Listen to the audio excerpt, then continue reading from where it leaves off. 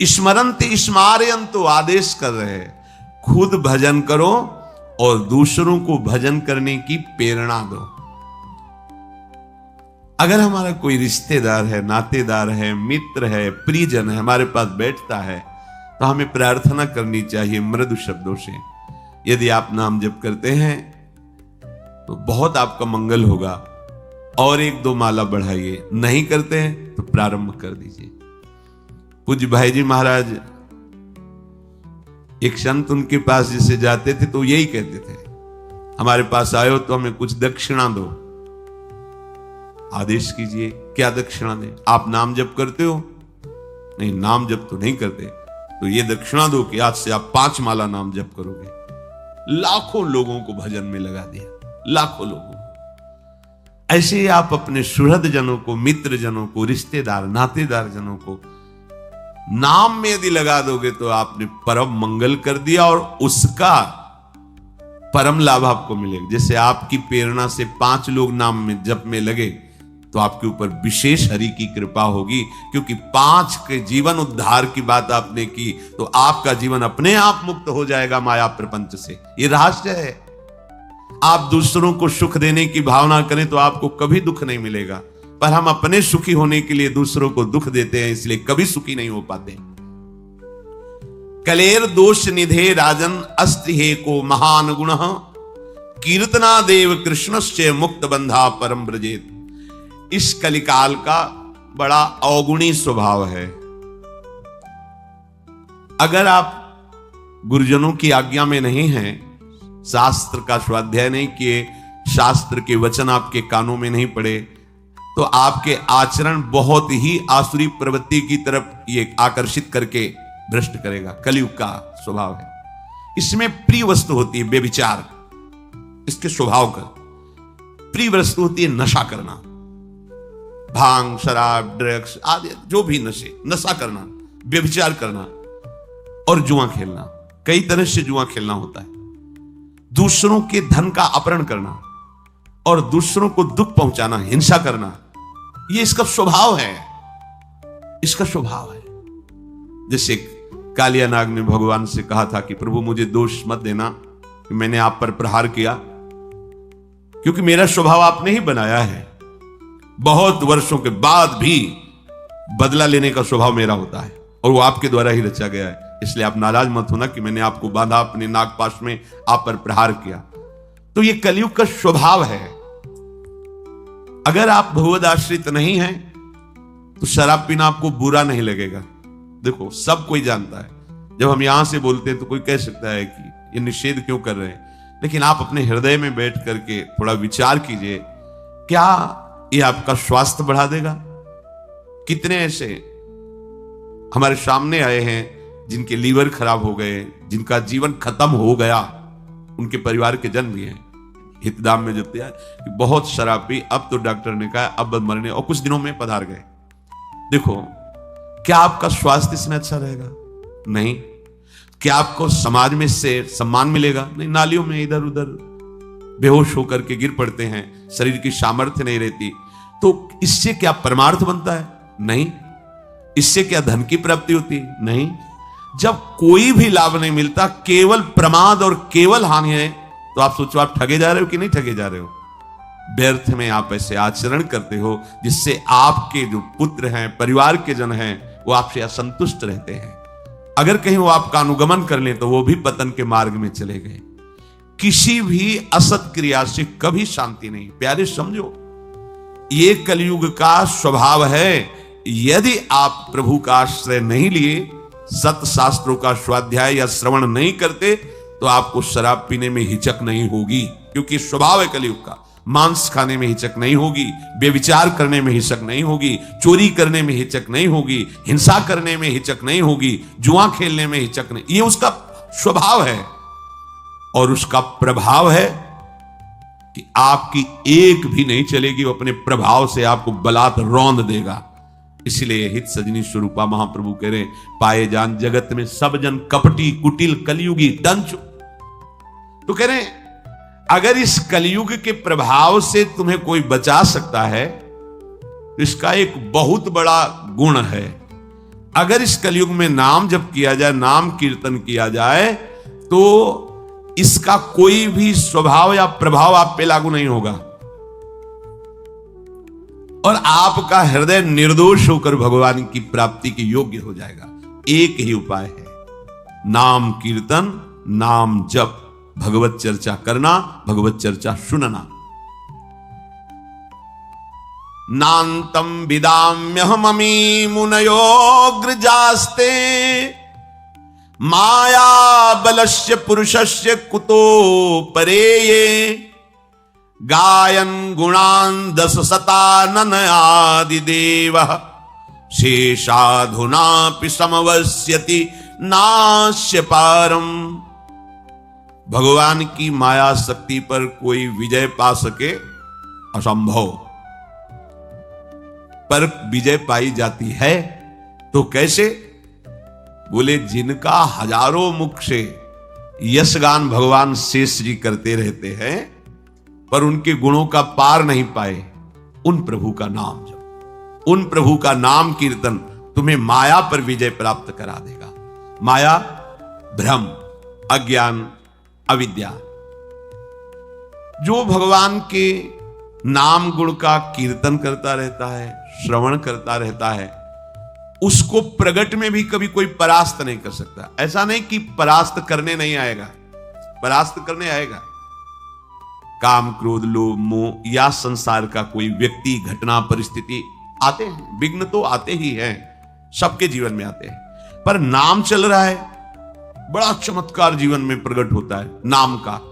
ये जो हम भगवत भक्तों के चरित्र आपको गुरु कृपा से जो सुनने को मिलते हैं, सुनाते हैं, उनसे हमें एक बल मिलता है। वो एक छोटी जीवनी की धरा से एक भगवत स्वरूप स्थिति को प्राप्त होते हैं। जैसे हम शरीरासक्त होकर विषयों में, भोगों में लगे, एक छोटी धरा है।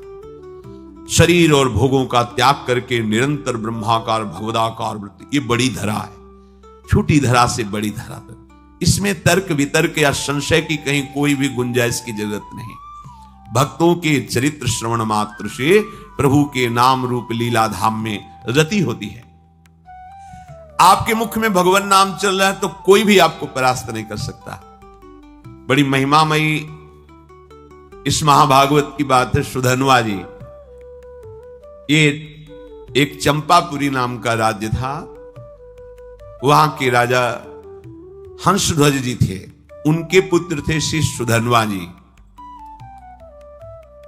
परम धार्मिक, धर्म पूर्वक राज्य का शासन करना और प्रभु की भक्ति में रत रहना और योद्धाओं में सर्वश्रेष्ठ वृत्ति रखना, ये हंसध्वज राजा का प्रभाव। पूरी प्रजा को अपने पुत्र की तरह पालन करना। राजा पूरे देश का पिता है और प्रजा पुत्रवत राजा के द्वारा पोषित होती है। जो प्रभु का भजन करते हैं, ये ना समझा जाए कि वो गरीब ही लोग भजन करते हैं, भिखारी लोग भजन करते हैं, ऐसा नहीं। ये प्रभु का भजन जो करते हैं वो गरीब नहीं है, जो प्रभु का भजन नहीं करते वो गरीब है, क्योंकि अंतिम समय उनके पास कुछ नहीं रहता तो हुए ना निर्धन। और जो भजन करते हैं वो माला माल होकर के यहां से जाते। परम धन राधा नाम, खूब जमा है राधा नाम, अब उनको आनंद ही आनंद प्राप्त होगा। तो ये उस समय की बात है जब महाराज युधिष्ठिर अश्वमेध यज्ञ कर रहे थे। प्रद्युम्न, सात्विकी आदि असंख्यों महारथी योद्धा द्वारिका से सहयोग के लिए आए हुए थे। घोड़ा छोड़ा जाता है, जिस राज्य से घोड़ा जाता है तो घोड़े का पूजन करके नमस्कार कर लिया तो मतलब वो राजाधीन है, और अगर घोड़े को पकड़ लिया तो मतलब युद्ध होगा, तब आगे बढ़ा जाएगा। जे ही गुप्तचरों ने हंसध्वज राजा को समाचार दिया कि महाराज युधिष्ठिर का अश्वमेध यज्ञ का घोड़ा आपकी राज्य सीमा में प्रवेश कर चुका है, उनको बहुत आनंद हुआ। अहो भाग्य, जिनकी हम आराधना कर रहे थे भगवान जरूर दर्शन देंगे, क्योंकि ये पांडवजन महाभागवत है और इनको जरा भी कोई कष्ट देना चाहे तो भगवान व्याकुल होकर उपस्थित हो जाते हैं। गुप्तचरों से पूछा कि क्या भगवान श्री कृष्ण भी हैं? बोले उनके तो दर्शन नहीं हुए, पर हां द्वारिका की सेना भी उपस्थित है, तो उनका दर्शन जरूरी है। वैसे अगर वो होते तो घोड़े का पूजन करते और प्रभु के दर्शन कर लेते, पर प्रभु नहीं है तो दूसरा उपाय करना पड़ेगा दर्शन के लिए। आदेश किया महाराज युधिष्ठिर के अश्वमेध को पकड़ लिया जाए। पकड़ लिया गया। जे ही पकड़ा गया तो अब इतने महान महान महारथी, साथ में अर्जुन जी भी हैं, सात्विकी जी हैं, प्रद्युम्न जी, बड़े बड़े महारथी, हर्षपूर्वक युद्ध का जयघोष किया गया। हंसध्वज जी ने आदेश कर दिया तत्काल सेना उपस्थित हो। अगर तनिक भी विलंब किया गया तो खोलते हुए कड़ाह में उसे डाल दिया जाएगा। नगाड़े की ध्वनि पूरी होते होते पूरी सेना नगर के बाहर आ जानी चाहिए। ऐसा सावधान भी रहते हैं सैनिक, कभी भी राजा का आदेश हो जाए। स्वयं बड़े गजराज पर चढ़कर हंसध्वज भगवान श्री कृष्ण को प्रणाम करके मानसिक और अर्जुन से युद्ध करने के लिए आगे बढ़े।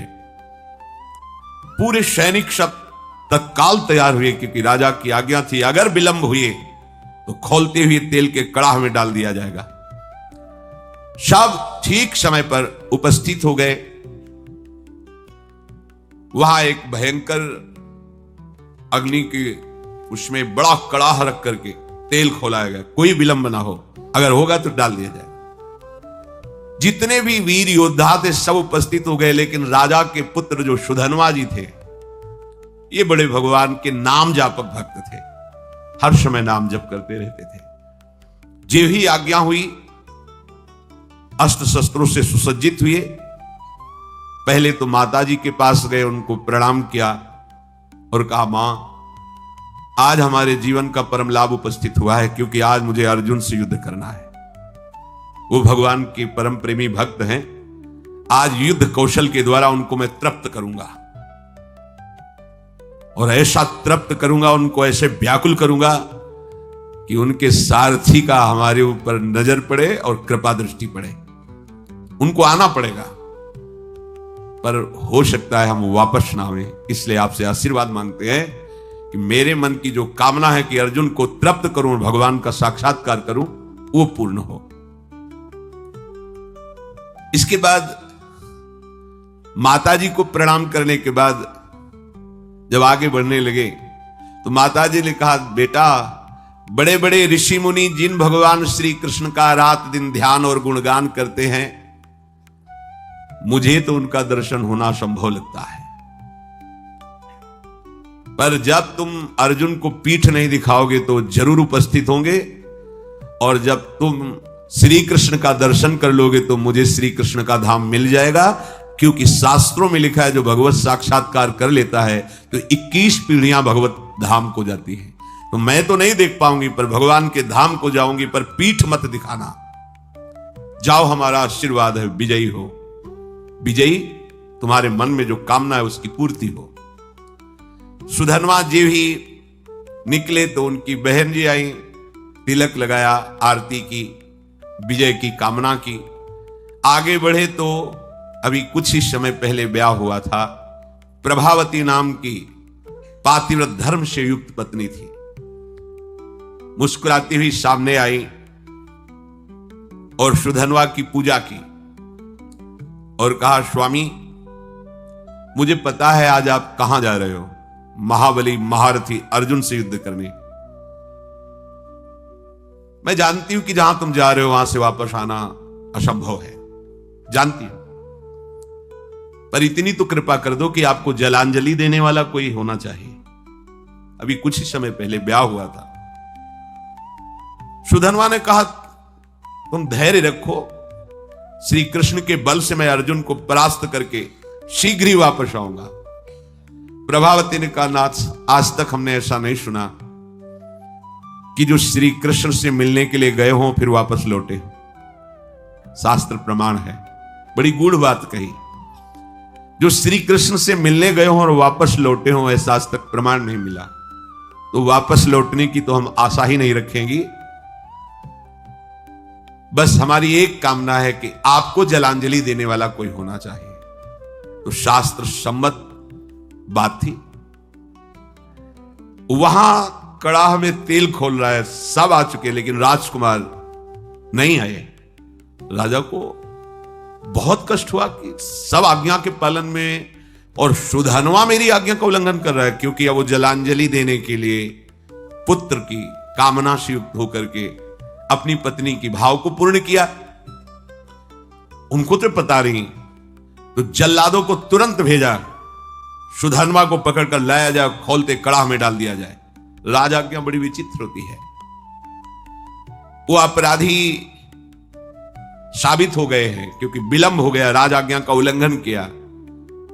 जे भी राजा की आज्ञा हुई, वो जल्लाद प्रकृति के सैनिक तत्काल गए और सुधनवा स्नान आदि करके पवित्र होकर बाहर निकल रहे थे। तुरंत सुधनवा से कहा कि महाराज का आदेश है, आपको बंदी बना लिया जाए और कड़ाह में डाल दिया जाए, क्योंकि आप विलंब हुए हैं। उनका एक बार पिताजी के सामने तो पहुंचने दीजिए। गए, पिता को प्रणाम किया। हंसध्वज ने कहा, हमारी आज्ञा का उल्लंघन का जो निर्णय किया गया है वही इनके साथ बर्ताव किया जाए। जो शंख और लिखित नाम के आचार्य थे, उनके हर राजा के पास आचार्य कोटि के महापुरुष की सलाह मिलती थी। जैसे परम ज्ञानी जनक जी हैं, पर सदानंद जी विराजमान हैं। चक्रवर्ती सम्राट महाराज दशरथ तो वशिष्ठ जी विराजमान हैं। देवराज इंद्र तो बृहस्पति जी विराजमान। पहले ऐसा होता था कि सम्राटों के ऊपर, राजाओं के ऊपर महाराज विराजमान होते थे और कोई भी समस्या का समाधान उन्हीं से लिया जाता था। ये पुरोहित जो शंख और लिखित थे, ये जलते थे सुधनवा से, क्योंकि सुधनवा निरंतर नाम जप करते हुए भगवत आराधना में ये उनको पसंद नहीं था। तो कई बार तर्क वितर्क किया था। अब उनको अवसर मिला। राजा हंसध्वज ने पूछा कि आचार्य प्रवर, आपका क्या आदेश है इस विषय में? उनका जो आपकी आज्ञा हुई उसका पालन किया जाए, अर्थात इनको खोलते हुए कड़ाह में डाला जाए। स्वभाव से ईर्ष्या रखने वाले ये शंख और लिखित आचार्य ने खोलते कड़ाह में सुधनवा को डालकर उनका जीवन अंत कर दिया जाए, ऐसा ही दस्तखत कर दिया। यदि आप अपने पुत्र के मुंह में आकर के अब हमारी लिखित बात को काटते हैं तो हम दोनों आपको छोड़ देंगे। अब तो चांस ही नहीं। हंसध्वज ने तत्काल सैनिकों को आदेश किया, उठा करके डाल दो इनको खोलते हुए कड़ाह में। मंत्री समझाने की चेष्टा करे तो पुरोहित खिलाफ है। मंत्री के हृदय में भी बड़ा। सुधनवा जी ने यही देखा कि मेरी कामना तो नष्ट हो गई। मेरी कामना थी अर्जुन को युद्ध में इतना व्याकुल करूंगा कि भगवान पधारेंगे और मैं उनका दर्शन पाऊंगा। अब तो कड़ाह में डाल दिया जाएगा, तो चलो जैसी भगवान की इच्छा। कड़ाह में जे ही डालने को सुधनवा ने कहा, हे गोविंद, हे मुकुंद, हे हरे, मुझे मरने का तो दुख है नहीं, क्योंकि मरने के लिए निकला ही हूं, पर मैं मरने के पहले आपका दर्शन चाहता था, आपकी दृष्टि में दृष्टि मिलाना चाहता था। आप अर्जुन के पक्ष में होकर मुझे कैसे देखते हैं ये देखना चाहता था, सो अधूरा रह गया। यदि अर्जुन के बाणों से बिंधता और आप हमारी तरफ देखते तब मुझे आनंद मिलता। ये कायरों की तरह मृत्यु होगी कि कड़ाह में डाल करके। प्रभु, यदि आप हम पर कृपा करते हैं तो मुझे जो कामना है उसकी पूर्ति होनी चाहिए। मरना तो है ही, पर ऐसे नहीं ललकार करके, अर्जुन को व्याकुल करके मरने की इच्छा है। युद्ध स्थल में अपने पराक्रम को दिखाते हुए बाणों से आपकी पूजा करूंगा, फिर प्राण त्यागूंगा तो मुझे संतोष होगा। गांडीव धनुष से छूटे हुए बाण जब हमारे हृदय को बेधेंगे तो मुझे आनंद प्राप्त होगा। यह है वीरों का मृत्यु की मांग करना। तो इनसे कम वीर नहीं होते भगवत भक्तजन। काम, क्रोध, लोभ, मोह, मद, मत्सर, ईर्ष्या, द्वेष, पूरा जगत सब का विरोध सह करके भगवान के मार्ग में बढ़ते हैं, जो सच्चाई से बढ़ते हैं। श्री कृष्ण श्री कृष्ण श्री कृष्ण श्री कृष्ण। मुख से अनवरत तो चलता ही रहता था। उठाया गया और कड़ाह में छोड़ दे, खोलता हुआ तेल। काफी देर वो आनंद से उसी कड़ाह में बैठे रहे। आसपास तेल खोल रहा है, रोम भी नहीं जल रहा, क्योंकि अग्नि में जो दाहिका शक्ति है वो श्री कृष्ण के द्वारा दी गई है, और जिसके मुख में श्री कृष्ण है, जो श्री कृष्ण के आश्रित है, तो दाहिका शक्ति उसको कैसे जला सकती है। महावीर हनुमान जी महाराज, पूंछ में आग लगी है और पूंछ का एक रोम नहीं झुलसा, पूरी लंका जल गई। वहीं पूरी लंका के मध्य में विभीषण, जो रावण जैसे राजा के महामंत्री और भाई हैं, उनके महल में कहीं भी कुछ भी झुलसा नहीं, पूरी लंका जल गई। क्यों? दाहिका शक्ति जिनकी आज्ञा से काम करती, उनके भक्त का घर कैसे जल सकता है? उनके महाभागवत के एक रोम भी नहीं झुलसा हनुमान जी का। ऐसे ही सुधन्वा जी का एक रोम भी नहीं झुलसा। जैसे जल में प्रफुल्लित कमल खिला रहता है, ऐसे मुख प्रसन्न श्री कृष्ण श्री कृष्ण श्री कृष्ण। अब सबको बड़ा आश्चर्य हुआ, तेल बुद बुद बुद बुद खोल रहा है, ये भी नहीं है कि वो शांत हो, और वो प्रसन्न मुद्रा में श्री कृष्ण श्री कृष्ण।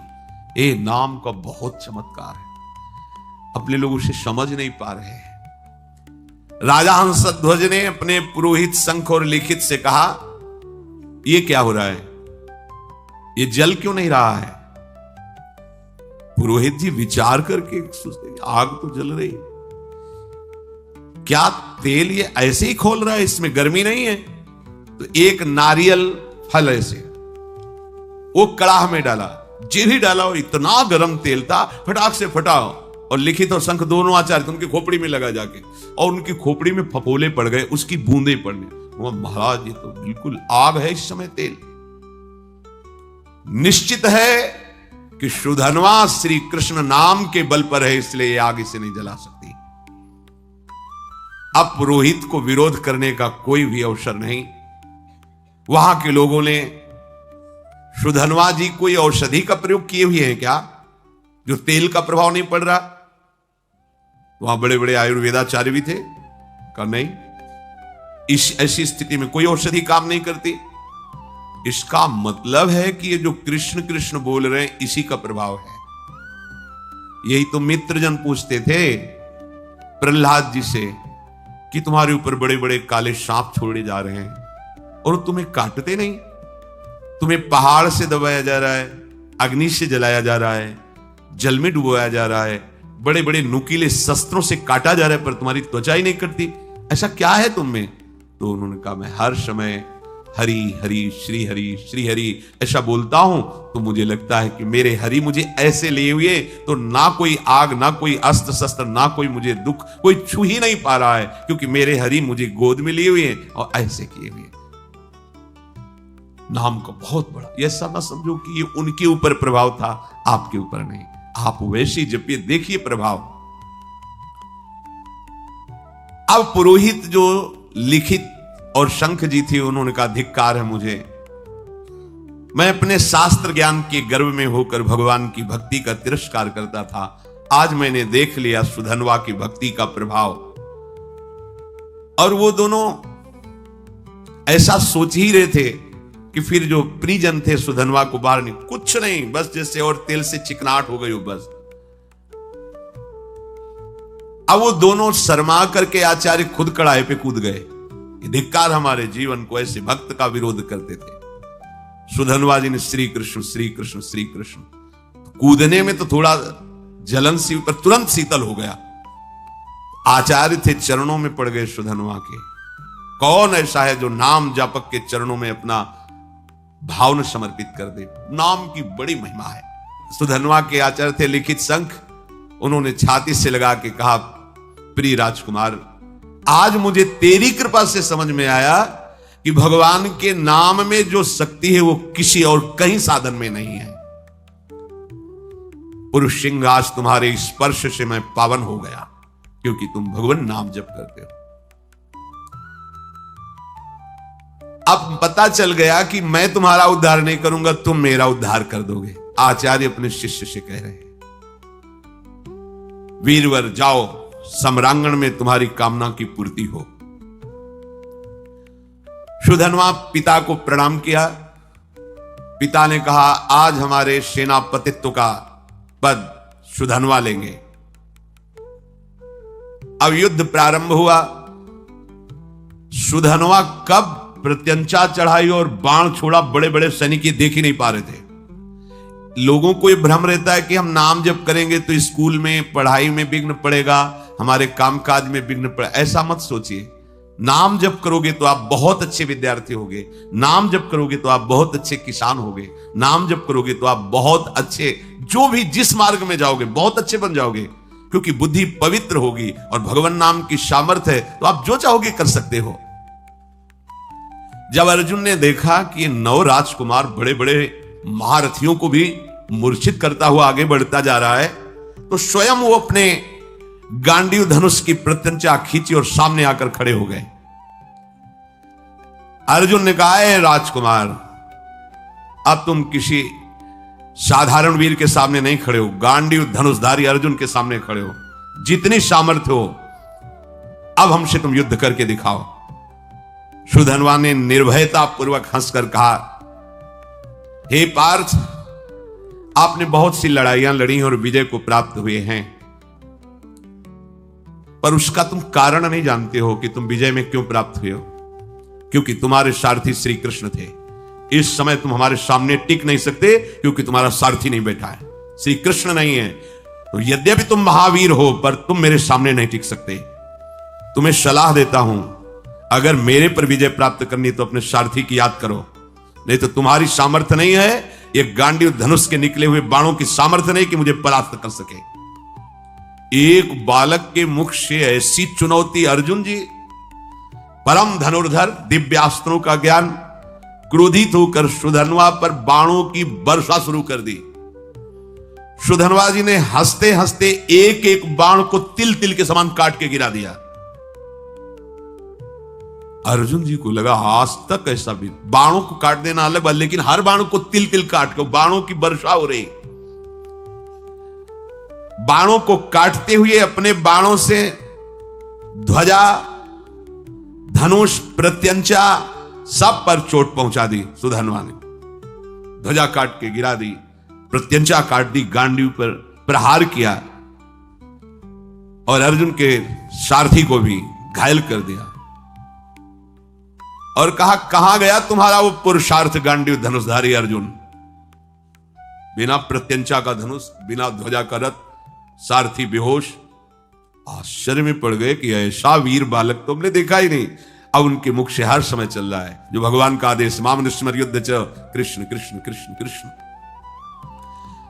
आप तो बहुत बड़ी बड़ी बातें कर रहे थे, देखा बालक का चमत्कार। मुझे बालक कह रहे थे, अब कहो तो आपको बाणों से घायल करके ऐसी दशा में पहुंचा दूं जो वीर पुरुषों को शोभा नहीं देती। अब भी अवसर है, याद करो अपने सारथी को और बुला लो, क्योंकि यही इच्छा थी कि एक बार श्री कृष्ण को देखूं। अर्जुन को लगा कि जब इस हालत में पहुंचा दिया तो अगला बाण तो हमें मूर्छित करके गिरा देगा। जो ही स्मरण किया,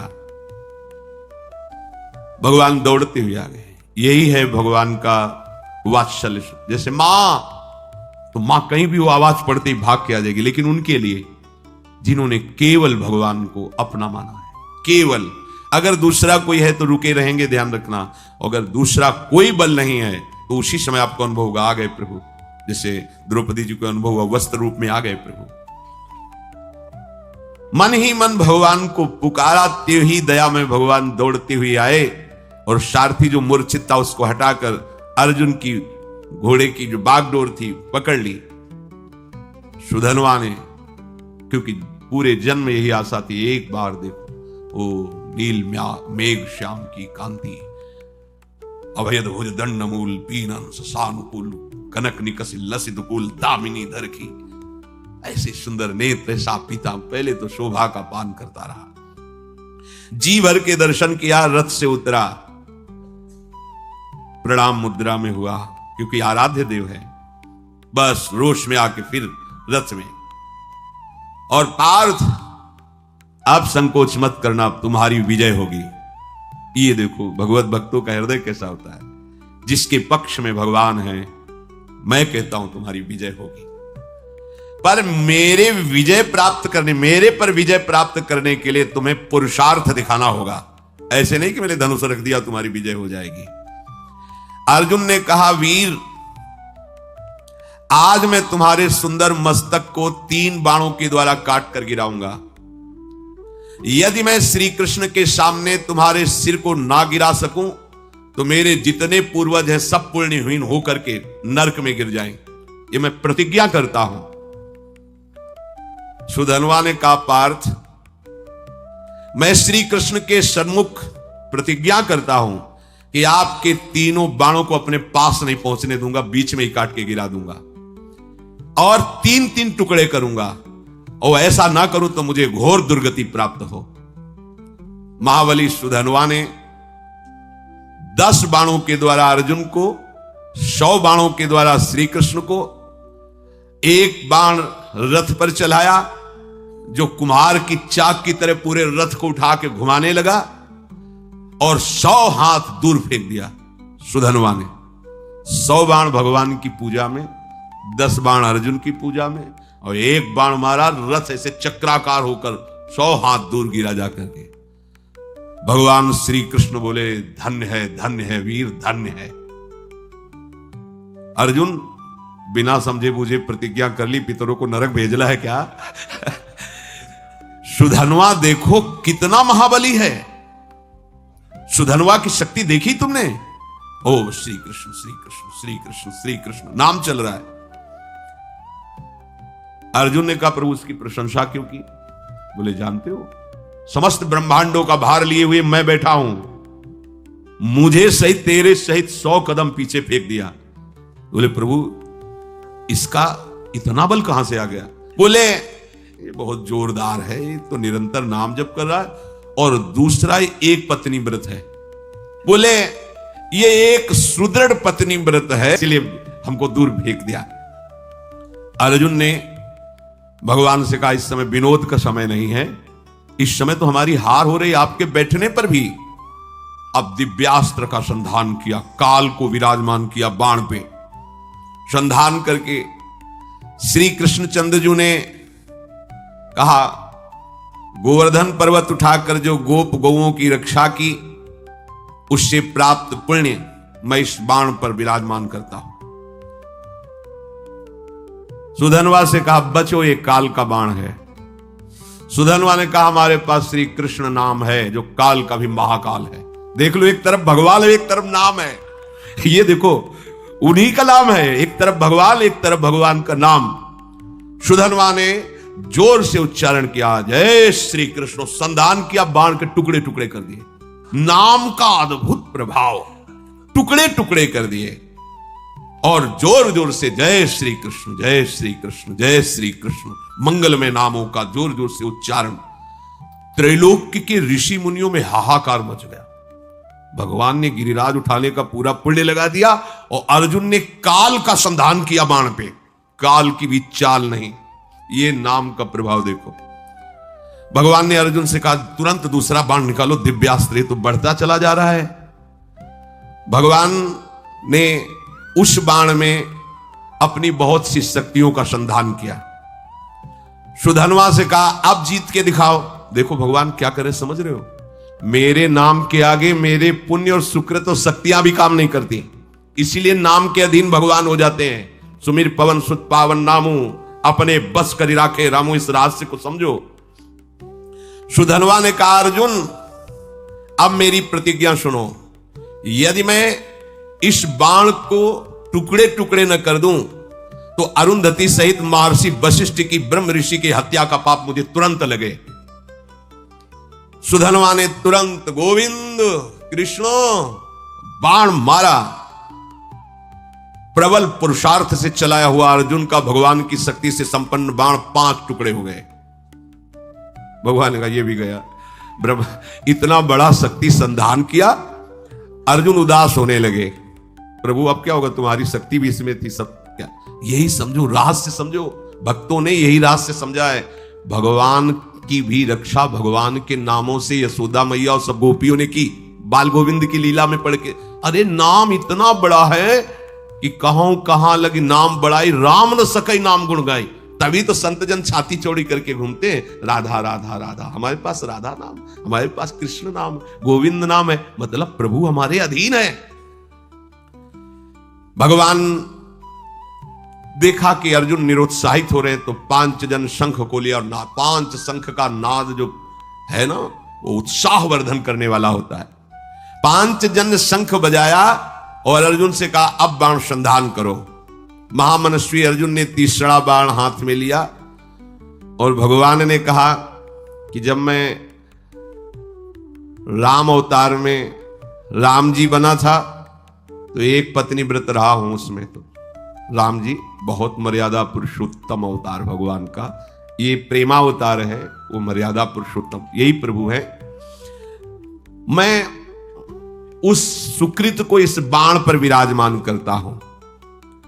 फिर ब्रह्मा जी को आदेश किया पिछले भाग पर विराजमान हो, और काल को दोबारा आदेश किया अग्रभाग पर प्रतिष्ठित हो, और प्रभु ने कहा चलाओ बाण। ब्रह्मा जी, काल जी और वो पुण्य सुकृत रामावतार का है। सुधन्वा प्रभु की तरफ देखा और मुस्कुराया। बड़ा प्रेममय प्रसंग है। अर्जुन से बोला अभी संशय तुम्हें, तुम्हारे विजय के लिए क्या कर रहे हैं, देख रहे हो, तुम्हें संशय, भला कोई प्रतिज्ञा करो अब तुम इस बाण के बचाने के लिए। अर्जुन ने कहा वीरवर, यदि तुम्हारा मुकुट सहित मस्तक में काट के ना गिरा दूं तो भगवान श्री हरि और भगवान शंकर में भेद करने से, निंदा करने से जो पाप लगता है वो मुझे अभी लगे। सुधनवा ने कहा मैं इस बाण को अगर काट ना दूं तो काशी में मणिकर्णिका तीर्थ में भगवान शिव जी को पैर मारने से जो पाप लगता है, शिव विग्रह पर पैर, वो मुझे पाप अभी लगे। दोनों भगवत भक्त हैं, और इतनी बड़ी बड़ी प्रतिज्ञा। सुधनवा ने भगवान श्री कृष्ण की तरफ देखा और कहा जय श्री कृष्ण, जय श्री कृष्ण।